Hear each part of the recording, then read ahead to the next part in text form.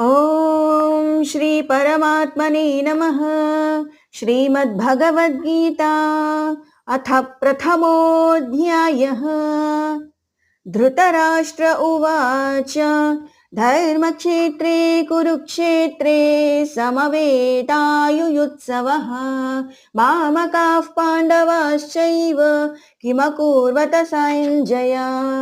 सञ्जय उवाच दृष्ट्वा तु पाण्डवानीकौ व्यूढन् दुर्योधनस्तदा आचार्यमुपसङ्गम्य राजा वचनमब्रवीत् पश्यैतां पाण्डुपुत्राणाम् आचार्यमहतीं चमूं व्यूढान् द्रुपदपुत्रेण तव शिष्येण धीमता अत्र शूरा महेश्वास भीमार्जुनसमायुधि युयुधानो विराटश्च द्रुपदश्च महारथः धृष्टकेतुश्चेकितानः काशीराजश्च वीर्यवान् पुरजित्कुन्तिभोजश्च शैब्यश्च नरपुङ्गवः।